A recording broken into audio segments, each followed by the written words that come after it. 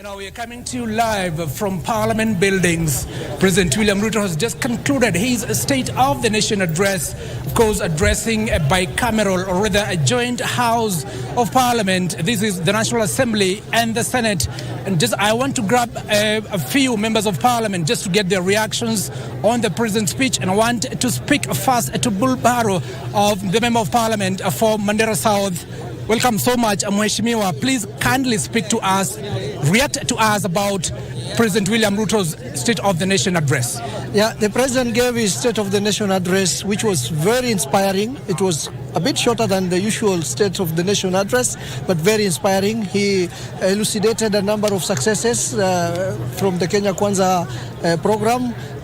He talked about the fertilizer program and how that fertilizer program is contributing to food security in the nation, and gave a number of evidence of farmers who have actually have made success. He also talked about the reforms we're doing in the health sector and the universal health care program. And the President also talked about the progress the nation has made in terms of dealing with banditry and insecurity in the North Rift and other parts of the country. The President also talked about the housing program and how it is going to change lives, especially for the people who are living in the slums. But one serious omission, according to me, that the President did not talk about, which I really expected, the question of, the high cost of living contributed to by the fuel prices. And also the President omitted in a big way a current serious crisis in the nation caused by the El Nino effects. There is a lot of rains going on throughout the country, and particularly northern Kenya has really been ravaged, where big cities have been, submerged underwater. I expected the President at least to talk about the humanitarian situation caused by that El Nino in the up north and the other parts of the country. But that was a very serious omission. But by and large, the President made a very good set of. How do you rate that speech? How did you rate that speech? I'll give him 6 over 10. Okay. Yes. Thank you so much, Mheshimiwa. Thank you too. And I also want to speak to another member of Parliament here. Mheshimiwa, thank you so much for making one time to us. You are speaking to KBC Channel 1. How do you rate the President's speech, his first State of the Nation address today? The speech of His Excellency the President was, according to me, was good. It was good because he touched so many issues and the achievements since he came to the office for 1 year. The issues to do with the Asla Fund, the money that is being given in form of a loan online, the issues to do with touching with the youths, how he has gone to the site of employment. He touched the issues of the teachers, that there were so many teachers that were employed and some of them have been upgraded. He touched the issues of enhancing agriculture production all through the fertilizers. He touched the issues to do with rearranging the economy of this country, because the status economically is so down as a result of the debts. But he did say how he's going to improve in payments of the debts so that this country can be stable come next year. And the challenges that we are undergoing right now is as a result of payment of these debts, including the Eurobond, that he did explain that by December we will have paid the payments that is expected to be paid of Eurobond. And that's the major challenge. And that's why we are seeing all these challenges that we are facing as small people, the bottom residents and citizens. And then the other issue that was so much touching me was these two issues to do with security. And he said the issues to do with security, the Al-Shabaab and so many others. But my take home is the issues of banditry. He did say that they are going to deal with banditry so that people can settle in their farms. Those who are killing, stealing, destroying properties, they will not rest as the government until they make sure that there is peace. Peace is restored. And that's my area. But do you think we've made some, achievements so far in fighting against banditry? There is some achievements, specifically not Rifty. There is achievements. The only worst part of it is that the system, he inherited a system. Those who have been in the systems, it's like they are benefiting out of it. And there is a lot of misinformation that is giving. A very good example is what happened in Kabindasum. What happened in Kabindasum was a real attack. But the way they have given out that there was around 55 bandits, what, nobody said. But because they were not there and because they had to cover up their offices, that is why they are messing up, misusing the tools and systems of government to cover up somebody in the office. But the mess was there, and I want to thank the president because he's sure and he's saying that he's going to achieve these issues. He will stop the banditry and people will go back. I also wanted to hear the compensation plan that they have towards these victims, that is IDBs, as they settle back to their farms. Thank you. Yeah. Thank you so much, Member of Parliament.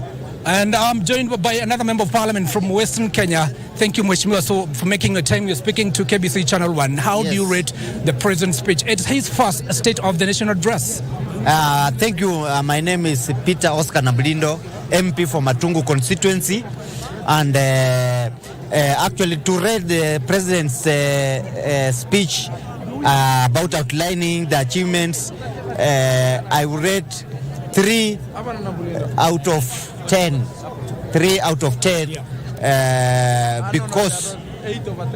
because of one, the crucial things that are actually affecting the lives of Kenyans directly, like the surge in fuel prices has not been addressed at all, and the high cost of living, which actually is the biggest issue that is affecting the lives of Kenyans and Kenyans as a whole. Even as members of parliament, we are feeling the pinch, is the cost of living, which has not been addressed at all. And I am a representative of farmers. I'm a representative of farmers from Matungu constituency. We were farmers in Mumias Sugar Company. The revival of the sugar industry has not been touched adequately. Mumias Sugar Company is still on its deathbed, but no, the president has not talked about it. Lastly, the issue of education.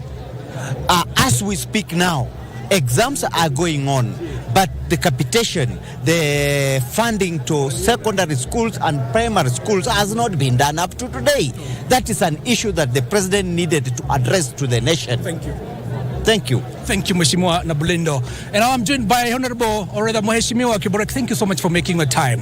How do you rate the first State of the Nation address to the bicameral House of Parliament by President William Ruto? I'll give him a 7 over 10.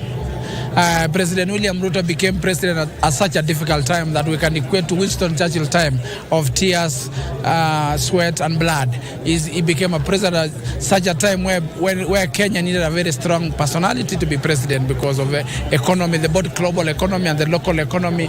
We were recovering after COVID, and the country was in a state that needed a strong man to see through the next phase. The president spoke well and gave hope, and to me, I give him a 7 over 10. He did well. You know, the president's speech comes, amidst the high cost of living, which many Kenyans feel it is, the president should address it, or rather the government and the parliament, are inclusive. But how do you think, the government, rather the president, is going to deal with this? Are you satisfied with, his explanation? Like I told you, the president became president at such a time that needed a strong personality, because the cost of living is not an overnight thing. It has been building up for the last 7 or 5 or 6 years, building up towards the current cost we have now. He talks about the fertilizers, he talks about the food security and the livestock, and putting more money in livestock and agriculture. That is the only way we can lower the cost of living, and that is, it can be long term, but at the end of the day we will say, look, there was a man who was president when we were in such a difficult and more trying moment like this. He will come, and I can assure you the next 2-3 years the story will be different. When he'll be doing the third address in this house, the story will be different, because if he continuously put the energy he's doing, if he continues to focus on the long-term plans and he focus on how to get the country off the cliff that it was put by the previous governments, it will be successful at the long run. It is a successful journey. The member of parliament who has just left, say the president did not touch on matters, the high prices of fuel. What do you think should happen to that area? the high cost of fuel is global prices. The price is not set in Kenya. It is set by the OPEC countries, and it is, we have little control over the prices of the fuel. So as much as you want to be popular, because there's a popular statement, a populist statement to say, look, the fuel is expensive, but man, the fuel is expensive because of the global. Go to every other country, go to the Europe, go to America, go to Africa. The price of fuel are almost the same at par, apart from those countries producing oil. So it's a popular statement to say so, because that's why I'm telling you, President Ruto became president at such a difficult time in the world economy, both from here locally and to the world and the global economy. He's trying to put the Kenya through this difficult time, and we are optimists. I am personally optimist, because this is an hard worker, he's aggressive, this is a man who has foresight. Let's give him time, 2-3 years, and the economy will recover, and we'll say, hail the man from Sugoi. He turned around the economy of this country for posterity and for our children. Thank you. Thank you so much, Mheshimiwa Kiborek. And to speak, just to grab another Mheshimiwa. Oh, thank you. Oh, can we? Who do we start with? Oh, thank you so much for making time for us. You're speaking to KBC Channel 1. You know, the MPs who have just spoken to me, they've said the president never touched on matters fuel, the high prices of fuel. What do you think should happen to that area? Well, thank you very much. My name is Gitonga Mokonji. I'm the Member of Parliament of Manyata constituency in Embu, and also the Kenya Young Parliamentarians Chair. I want to say that, fuel is a challenge right now in this country and in the world. And we are hoping, to see the president doing something in the coming few days or weeks, because it is one of the areas that stimulate the economy in terms of growth. And, as we are talking about putting more energy to improving our economy, we have to be really realistic on the things that we are putting on the table. And I'm happy with the focus on agriculture and the fact that it has come outrightly that efforts that are being put in agriculture, they are paying off in terms of the reduction of the food prices. I'm also very happy to say that we are happy to hear in terms of the climate of borrowing in this country. And I am hoping we get a real transformation in terms of what can conjure our growth. That is in terms of value addition. And we need to do a lot to ensure that we actually entice people to add more money and put money, investors to come in to do value addition. We also want to request the president to look at the current rates of borrowing, which are actually skyrocketing every day. And those are things that are actually messing our economy day and day. Also, we need to now look at our own market. Kenyan market of 50 million people is a market that can actually be stable enough that we are not being affected by the instability of other countries. But the challenge is right now, we are not well structured to trade amongst ourselves. That's why we find us going to borrow and going to do business and getting things from abroad. Thank you very much. Thank you, Mheshimiwa Gitonga. And I'm joined by Cabinet Secretary for Transport, One Murkomen Kipchumba. Thank you, Waziri, for making your time for us. Kindly rate the President's speech. It's his first State of the Nation address. How do you rate it? This has been a very bold State of the Nation address, and it has been candid. It gives an account of the difficult situation that the President has gone through for the last 1 year, but also the bold decisions he has made and the faithfulness to his promise to the people of Kenya, because we can see a President who is consistent with the manifesto, focusing on the issues that are integral to the common mwananchi, mama mboga, boda boda. And I think this is one of those honest conversations that the President has made, that however difficult the situation is, we have been given opportunity at such a time as this, all of us who are in leadership, parliament, executive, legislature, to make a difference and to resolve the issues and to start living by our own means, because we've lived our life for far too long, and we must now focus on delivering our promises and our development based on our own resources, and bearing in mind that we must not leave future generations with more burden of debt. But there's an uproar by majority of Kenyans because of the high cost of living, and the President categorically said, or rather conceded, that it is a reality, a practical reality. Yes. But what are the solutions in long term and short term? The president enumerated some of the solutions. First was to subsidize production and not consumption, by making sure that the subsidy on fertilizer, by investing in our livestock, by investing in fish farming, including fishing, landing sites that we have established, fish port in Shimoni, Liwatoni, fish landing sites in Kisumu. I mean, the interventions that we put in place are so fundamental that should be able to help the country recover in the long term than to move to subsidize what the previous administration was doing, where you give money to companies that are selling fuel, or you give to companies that are processing food, instead of giving to the farmers that are producing. Because then when you give to the farmers, you are able to grow, deal with unemployment, but at the same time reduce the cost of living. You know, the docket that you had, you oversee, was in the last administration accused of spending so much money in mega projects, so that the Jubilee government was not able to balance between mega projects and services to the Kenyans, you know, especially the cost of living. How are you balancing that now? Granted, the previous administration had a huge ambition in terms of infrastructure, and that is still important. If only we can use our money prudently, good infrastructure is extremely important as a contributor to economic growth. But you must also deliver it within your own means, not to overborrow. And that's why you've seen that we have reduced. My responsibility in my ministry is to ensure that we deliver on the pending infrastructure and not adding other mega infrastructure using funds that are either borrowed or the GOK taxpayer money. However, we have an ambitious plan to make sure that we still achieve major infrastructure development, but using the private sector. That is why we are having a conversation about the Northern Corridor, Mombasa to Malaba, delivering the roads using PPP. We want to construct a new terminal at the airport, PPP. We want to have greater investment through concessioneering at the port of Mombasa by getting private sector to come and invest. So eventually, we will still deliver a major infrastructure, but a bit of time and planning through the private sector. So the difference between us and the previous administration is that we have been cautious in putting more money in mega infrastructure, and now focusing more on areas that are going to help Mama Mboga, Boda and grow the economy. I cannot let you go without addressing the question of taxation at the airport by, you know, various people who are coming into the country.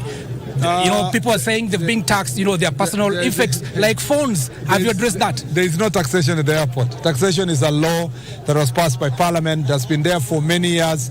Airport is just one of the ports of entry where the Customs Department under KRA is best for enforcement's sake. What we have said is that the law is not new. There is no new taxation. We just want to ensure that the enforcement procedure does not become overly aggressive at the expense of citizens coming in, foreigners coming in, tourists, and among others. So it's the manner of enforcement, but the law has been there. No new tax has been introduced, and no new levies has been introduced. It's just about enforcement. Absolutely, there has been order. Even then, there was order. You cannot pick one or two actions of enforcement that might have gone overboard and then generalize that it is part of the nation. It's not. Yeah. Thank you. Thank you very much. That has been Waziri Kipchumba Murkomen of Infrastructure. Now I want to grab another Mheshimiwa. Mheshimiwa, thank you for making time for us. Kindly, how do you feel about today's speech by President William Ruto? By and large, it wasn't a bad speech. He covered issues to do with housing, the new health bills, education sector and security sector, the coffee sector, and he dwelt so much on issues of fertilizer. But it's unfortunate, rather, that he did not address the current situation of El Nino that is happening in the country. It has actually affected so much and many parts of the country, and especially in northeastern, where the near non-existent infrastructure has already been swept up. So we felt that he did not address that matter, which is so dear to our people now, because We have places whereby people can't even access the next village. It's completely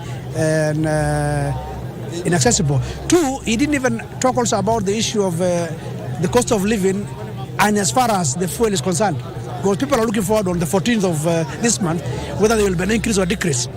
Thirdly, we are a pastoralist community. It's unfortunate that the president did not speak or attend to anything to do with pastoralism. He didn't talk about the pastoralism as a way of life.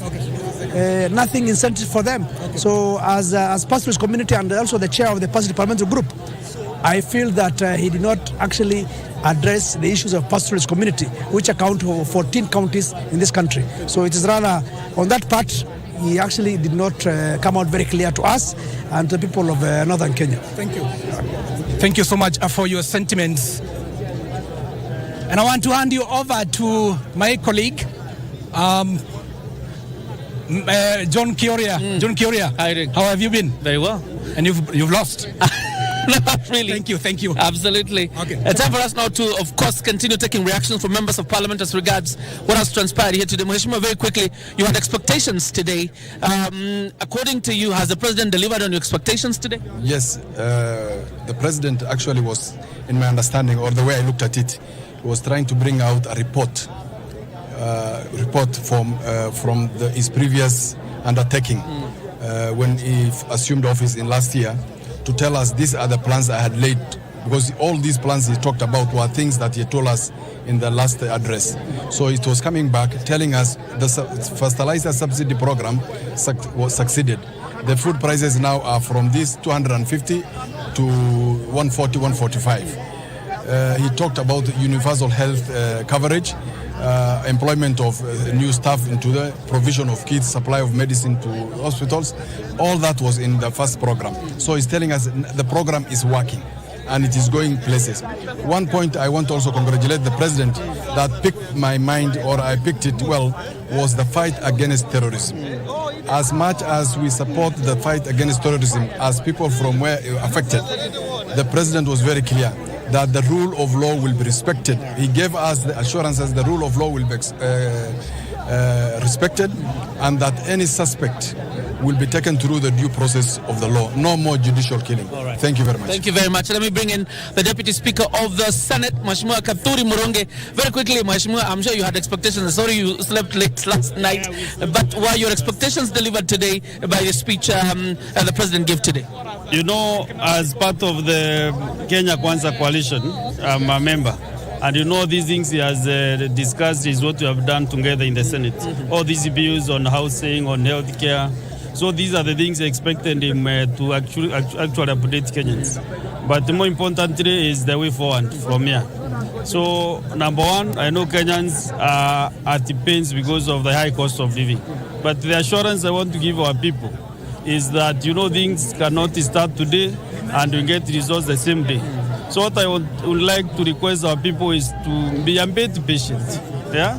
Let us have some space of patience so that whatever initiatives that have been started by the president and his government can get time to get actualized. I remember Malaysia, Singapore, you know, when they started developing the economy.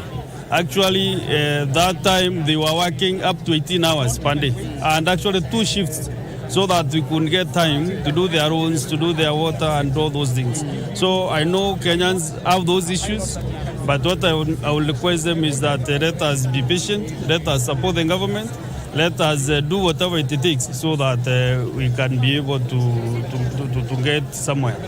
Yeah, absolutely. Thank you very much, Mheshimiwa, the Deputy Speaker of the Senate right now, the Chair of the ICT Committee, the Member of Parliament for Dagoretti South. How are you, Mheshimiwa? I'm very happy and glad to see you again. We are always excited to see the national broadcaster on set.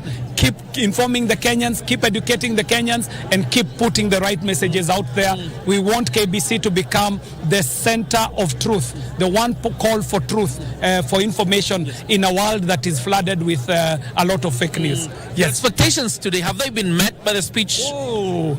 Let me speak to the Kenyans who are watching KBC and say that when you come to addresses, there are normally 2 things you look at. You look at the style and the form. And today, His Excellency the President has actually surpassed expectations. On the side of the style, you realize that the way this message was delivered was in a very new way. In fact, there are Kenyans who think that he was speaking out of his mind. But this is a head of state that embraces technology. So you saw that he was utilizing the use of teleprompters, and he gave an extremely good delivery out of the teleprompters. Still on style, before he delivered his State of the Nation address, the president took time to talk to Kenyans on phone in their hundreds from all walks of life. He spoke to farmers, he spoke to fishermen, he spoke to beneficiaries of the Hustler Fund, he spoke to community health promoters, so that his speech was well informed by what is happening on the ground. And he did not circumvent the hard issues. Everybody is talking about the hard economic times. He was able to speak candidly to Kenyans and let us know what is ailing the economy and the steps that are being taken. So in terms of style, I give him a solid 98%. When it came to the form, you saw that he was able to cover the critical areas. People think that this is normally one address. The president was presenting 3 reports to Parliament today. A report on our national aspirations and values, a report on our security situation, and a report on our international obligations. And the president was able to go point by point, enumerating all the factors that have had an influence on his performance in this last 1 year. And what I would like to end by saying is that if you were to take the entire speech and summarize it into a concrete summary, it would be the statement that the foundation has been laid. And he ended by saying that all is set, all is ready, and we are ready to go. So I think he has taken this last 1 year to form a solid foundation to make sure that that we are able to springboard from a good place going forward. But let me also say that there was quite a bit he said in our sector, and I know the national broadcaster is in our sector. His Excellency the President is talking about a massive investment in the plan that is in the bottom-up economic transformation agenda, the plan that is called the digital superhighway. And you see, our state broadcaster has for a long time depended on analog ways to reach to Kenyans. But with these new connections, 100,000 new kilometers of fiber, 25,000 Wi-Fi hotspots, 1,450 digital hubs. It means more connectivity to Kenyans. It means more information to Kenyans and the right information, but even more opportunities for Kenyans. I really thank you and great seeing you as always. Karibuni bunge. Asante sana. KJ. Let me bring in Mheshimiwa Naomi Wako to speak to us a bit. You hold a leadership position in the National Assembly. You've heard the president. Has he delivered on your expectations? Yes, he has. He has, and he has done very well. And in fact, the fact that he finished his speech within 1 hour, for me, was excellent. And then the other thing is he has touched on almost all the areas and how transforming this government has been. I want to congratulate him because through Hustler Fund, he mentioned even individuals' names. He called people who have benefited. One person who has borrowed 700 something and who has requested him that this needs to be upgraded a bit, and he handed over that responsibility to people concerned so that that person can continue growing himself. Then the other thing is in order for us to overcome, you know, currently everybody is crying because of the living standards, which is quite high. The food commodity, everything is expensive. And when he said that in order for us to overcome this challenge, the food production, and you know, the food that we have already produced this year, and he said, is it 18,000 metric whatever tons? Yes. Which is quite huge from, I think, 12 or something. Yeah. And that means within 1 year, we have already done a lot. When it comes to affordable housing, he has told us how good it is and what he has done and how that is transforming people, even at the grassroots level.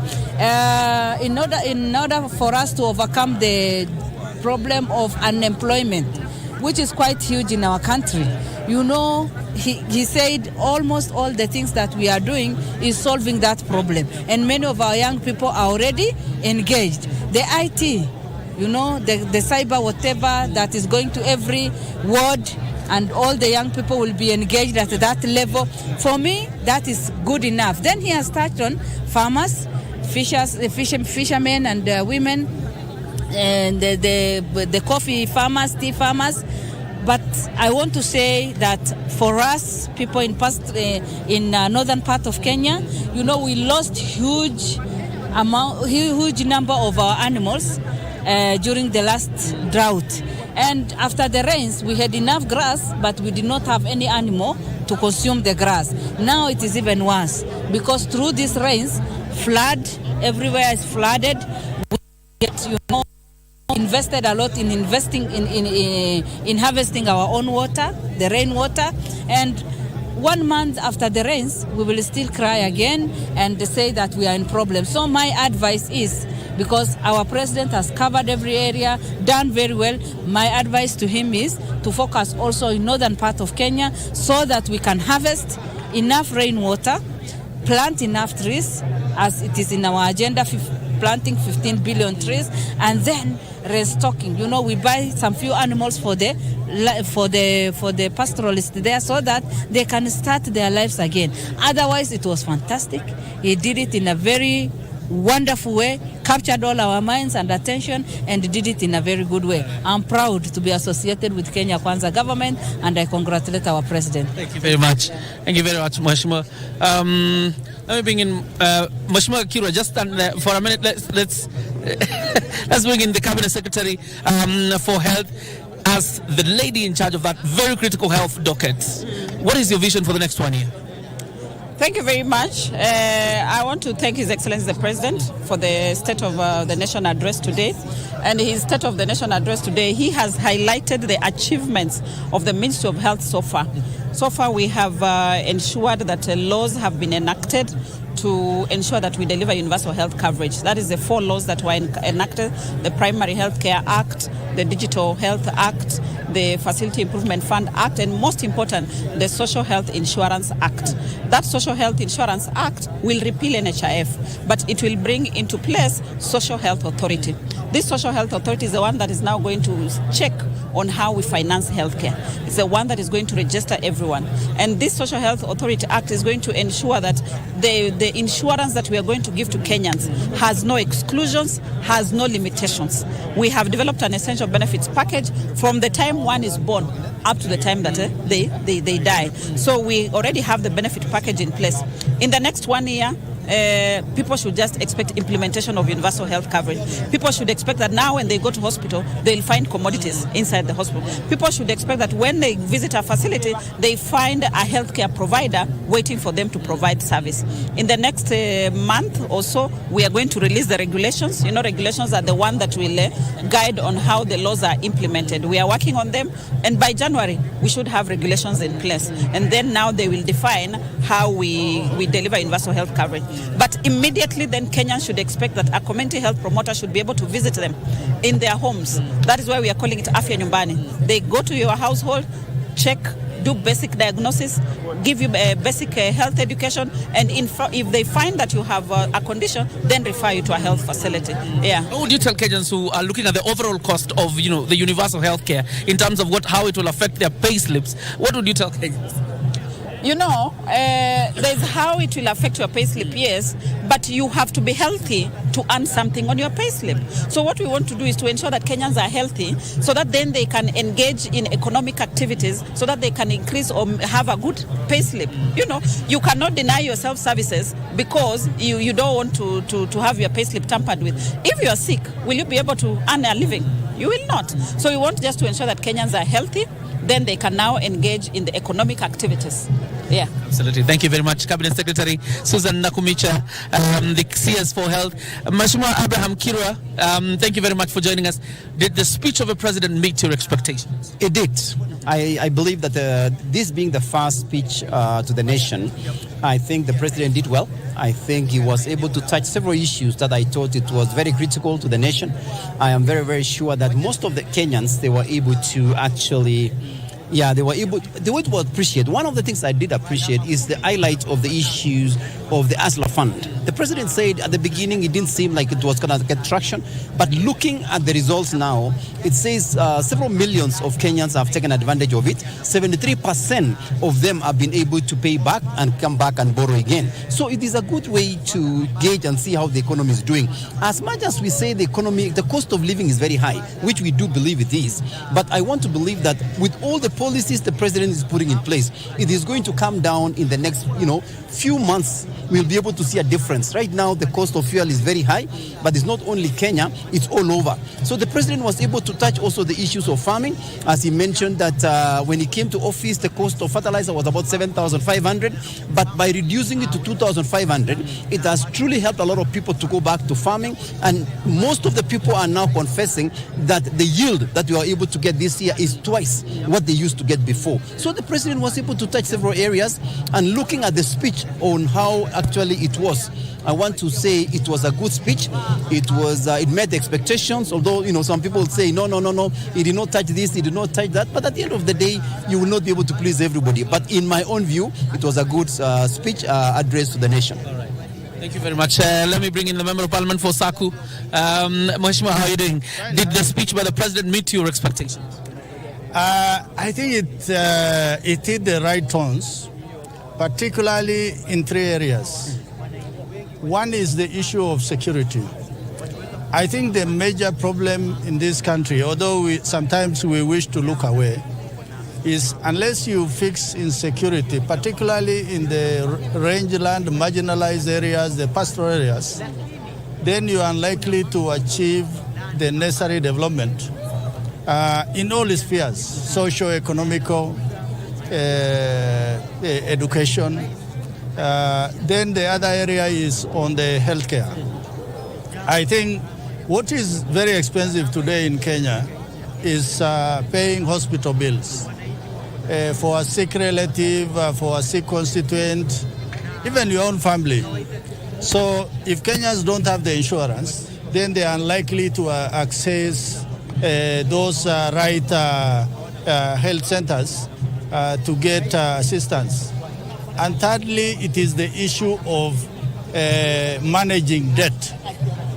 If Kenya is not going to manage our external debt or even internal borrowing, then we can easily have a shell economy that in the long run, we may not give anything to the following generation.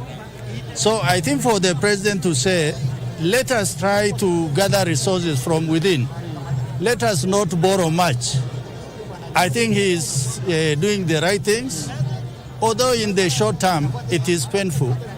But I think in the long run, Kenyans will realize that the decision that was made 10, 20 years ago is good, and it has saved the generation that come after us. All right. Yeah. Thank you very much, Mheshimiwa. I will now change with my colleague Giverson. You can come on set. Yes, Mheshimiwa, start by introducing yourself. Yeah, my name is Joseph Lekuton, Member of Parliament for Laisamis in Marsabit County. Yes. Did the speech by the President meet your expectations as a Member of Parliament? Yes, I think it did. About 90%. It did met, because number one, what I could get from his message was a message of hope. That as Kenyans, we should have hope that we should be down now, but tomorrow will be up. So that positive attitude is what I liked about the president.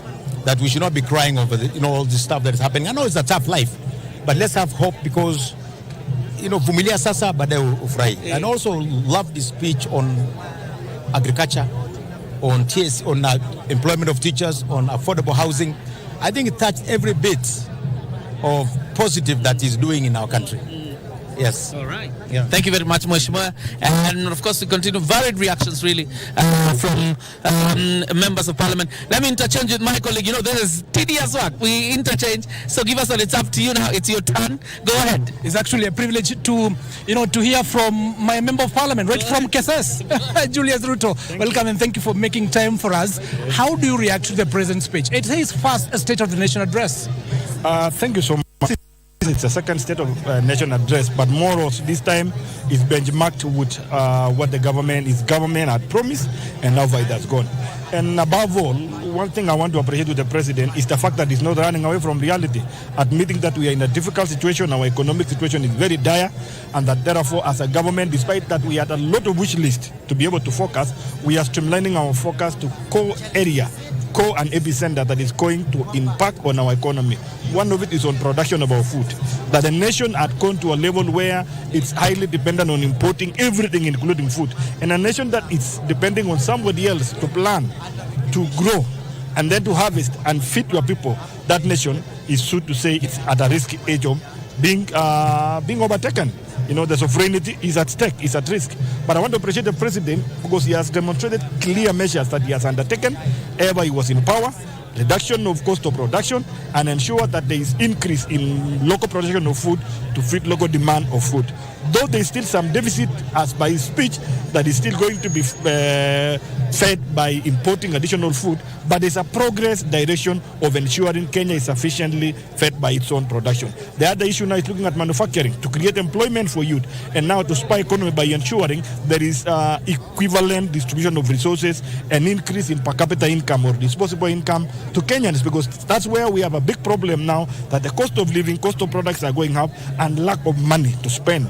Purchasing power of Kenyans is at stake, and therefore the measures that the president has taken and his government and the input that they have done, look at the budget he brought to the parliament, budget policy statement clearly indicates the direction this government is taking. And I want to call upon all of us that we support this country, because as it is our Kenya, it is our country, we don't have another country, and the president has become blatantly true to show us that the things and the situation it is now, it calls on all of us. And like has want to play politics every now and then, castigating another one, pointing finger at another one, the responsibility is on all of us in parliament, in executive, in every support, including Kenyans themselves, by participating in the activities that is going to save our country. Mheshimiwa, before I let you go, the issue of public debt, it's so huge, and the president has said, in December, you are going to, or the government will be paying, the Eurobond, about 500 billion shillings. How do we deal? How do we pay, the debts, the foreign debts,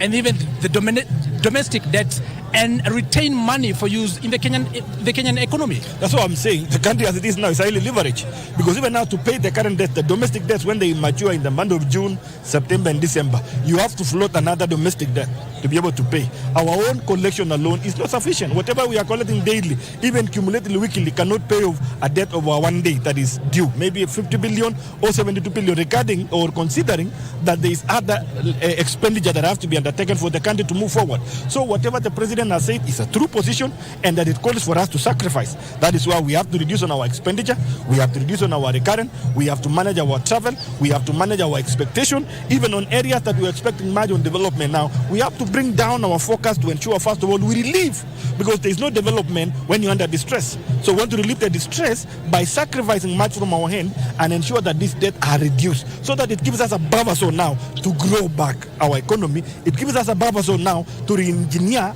our economic activities and ensure future times, next 1 year, some months to come, 2 years to come, our level will be able to satisfy the payment of debt and be able to have surplus to continue developing and to continue bettering the lives of Kenyans. Thank you. So this thing I want to say, we must hold it the honest as it is. We must accept. We must talk to ourselves. The only thing maybe I want to close with it is CS Interior. The aspect of increasing service delivery to people, public registration on IDs, that one also certain. Let them be sensitive and be progressive and engage with time. Thank you. Thank you, Mheshimiwa. And I want to, speak to Nandi Hills Member of Parliament, one Bernard Kitur. Mheshimiwa, thank you so much for making time for us. You've sat and listened to President William Ruto's speech. Are you satisfied? What a wonderful, concise speech that the president delivered today in the State of the Nation address. I think today the president has continued again to demonstrate the leader that he is, summarizing all the challenges that you are going through, all the successes that he has been able to achieve in the last 1 year, and the progress and the programs that he still has for the next going forward. I think this was the most fantastic speech, well thought out, that has ever been delivered in this August House. I mean, the cost of living, very high. Prices of food, commodities, high prices of fuel. How do we deal with this? I think the president was deliberate that indeed, yes, we have these challenges. And he accepted that we have them. These are the things that we are facing as it stands. But there are deliberate plans on how to counter such. Of course, he mentioned the issue using agriculture as a means of bringing down the cost of living in terms of the access to common basic commodities like food. The fact that the government deliberately invested in subsidizing matters agriculture, where then we will have something for our stomachs. Even as we manage all the other aspects, the challenges that we are facing, we do not have to face the challenges of food, now that God has even been so favorable to us and has given us rain in this country. So I think that the president spoke on various other aspects, other interventions that he wants to do, but on matters agriculture, that is where he was able to put in, he buttressed on that corner, that then issue of food, and we'll have sufficiency of the same. That might, in a big way, bring down the cost of living. You know, the bumper harvest, especially the one we're expecting from Uasin Gishu County and the neighboring Nandi County, your own county, in December. Shall we see, some, lowering of food prices because of, are we expecting any bumper harvest from your county? And then the neighboring Uasin Gishu County? The president made the projections, and you heard that we'll be having an extra 18 million bucks. Of course, the food basket of this country is the regions where we come from. And of course, the government has also given the minimum pricing of competitively, minimum price in terms of the purchase of certain commodities like maize. I think it was 4,000 shillings. They've been able to provide other interventions like dryers and things like that. So definitely, we will expect the price of goods, of foodstuffs to come down. He has spoken very well and clearly, even quoting that the cost of korogoro right now of maize, what price it is. The cost of 2 kilogram flour, that you know very well, we were talking of 200 and something in the previous few months. Right now we are talking between 145 and 175. How much is a gorogoro of maize in your county, Nandi Hills constituency? As it is right now, I know there have been a lot of harvests. There is still, of course, variance, but I think it stands at close to 100 shillings as we speak. Yeah, so which I think is something reasonable, and we would expect this to still slightly go down, but not so much because now we have the stabilized price from government. Okay. Yep. Thank you so much, But, Mr. I think it's also very important to not to downsize what the president spoke in terms of the regional direction where our country is taking, the position that Kenya is taking now, not only regionally but internationally. Also the interventions on matter security. I think the president was so elaborate that we are in a country now that is going to experience peace. Of course, we were very concerned about our North Rift, where we had a lot of challenges with cattle rustling and a lot of insecurity. Some portion like my neighborhood in Chemelil and those kinds of places. But I think the president has been so concise on that conversation. And I think also going forward, the president has spoken about the issue of debt, which of course is a concern to all of us, and his plans to be able to address issues of debt and fiscal discipline and fiscal discussions going forward. I think that was on another notch. And I salute the President of the Republic of Kenya. Kenyans, I know life is a challenge now. I think I know we are going through tough times, but one thing I can tell every Kenyan, with the kind of president that we have, the vision that he has, we are all hopeful for the future of our country shall be bright. Okay. Thank you. Thank you so much, Member of Parliament, Sarafina. And before I go, just give you 1 minute to react on the President's speech. Just 1 minute. Yes, thank you. My name is Caleb Mutisha Mule, Member of Parliament, Machakos Town constituency. Today we are hopeful as a country, and today's speech of the President captured so many things. And some of the things that I gathered and captured was the management of the debt. He said that the Eurobond, he has plans to pay the Eurobond, which had a problem for Kenyans. Yeah. And the other thing that I captured very well was the savings. He talked about savings. We have increased our savings from 1.4 billion monthly to 6.5 billion monthly.